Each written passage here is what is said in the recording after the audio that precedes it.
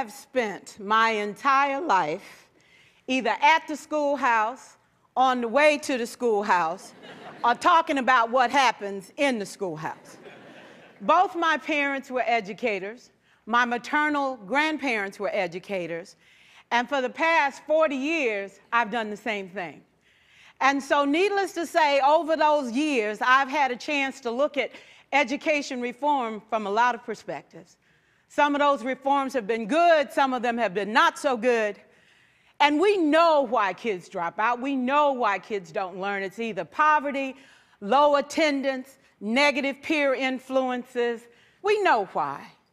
But one of the things that we never discuss, or we rarely discuss, is the value and importance of human connection. Relationships. James Comer says that no significant learning can occur without a significant relationship. George Washington Carver says all learning is understanding relationships. Everyone in this room has been affected by a teacher or an adult. For years, I have watched people teach.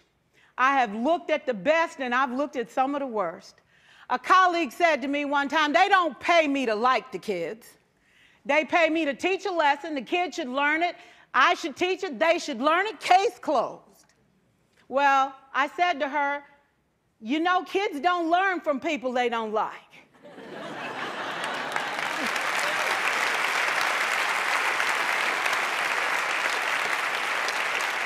She said, that's just a bunch of hooey. And I said to her, well, your year is going to be long and arduous, dear. Needless to say, it was. Some people think that you can either have it in you to build a relationship or you don't.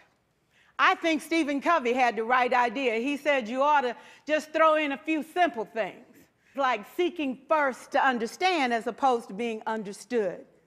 Simple things like apologizing. You ever thought about that? Tell a kid you're sorry, they're in shock. I taught a lesson once on ratios. I'm not real good with math, but I was working on it. And I got back and looked at that teacher edition. I taught the whole lesson wrong. So I came back to class the next day and I said, look, guys, I need to apologize. I taught the whole lesson wrong. I'm so sorry. They said, that's okay, Miss Pierson. You were so excited. We just let you go.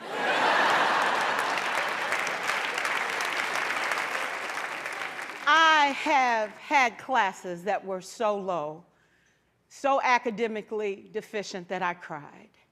I wondered, how am I going to take this group in 9 months from where they are to where they need to be? And it was difficult. It was awfully hard.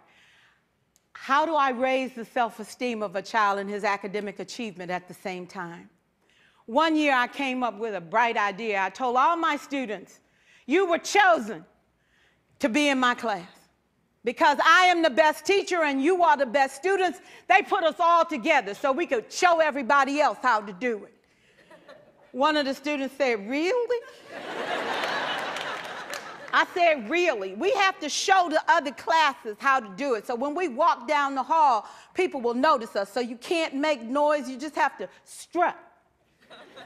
And I gave him a saying to say, I am somebody. I was somebody when I came. I'll be a better somebody when I leave. I am powerful and I am strong. I deserve the education that I get here. I have things to do, people to impress, and places to go. And they said, yeah.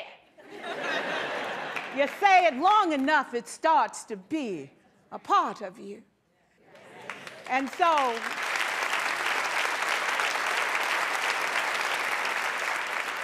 I gave a quiz, 20 questions.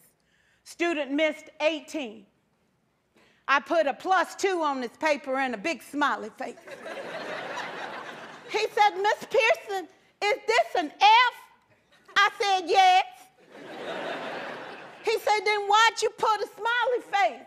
I said, because you on the roll. You got 2 right, you didn't miss them all. I said, and when we review this, won't you do better? He said, yes, ma'am, I can do better. You see, -18 sucks all the life out of you. +2 said, I ain't all bad.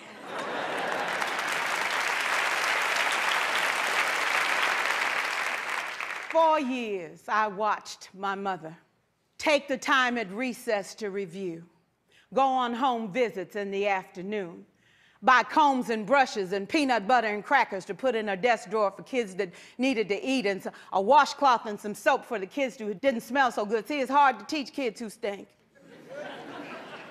And kids can be cruel. And so she kept those things in her desk, and years later, after she retired, I watched some of those same kids come through and say to her, you know, Miss Walker, you made a difference in my life. You made it work for me. You made me feel like I was somebody when I knew at the bottom I wasn't.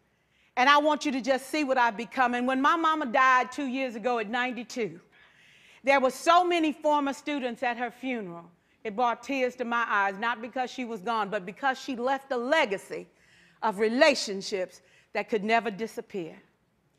Can we stand to have more relationships? Absolutely. Will you like all your children? Of course not. And you know your toughest kids are never absent. Never. You won't like them all, and the tough ones show up for a reason. It's the connection, it's the relationships. And while you won't like them all, the key is they can never, ever know it. So teachers become great actors and great actresses, and we come to work when we don't feel like it, and we listen to policy that doesn't make sense, and we teach anyway. We teach anyway because that's what we do. Teaching and learning should bring joy. How powerful would our world be if we had kids who were not afraid to take risks, who were not afraid to think, and who had a champion? Every child deserves a champion, an adult who will never give up on them, who understands the power of connection and insists that they become the best that they can possibly be. Is this job tough? You betcha. Oh, God, you betcha. But it is not impossible. We can do this. We're educators. We're born to make a difference. Thank you so much.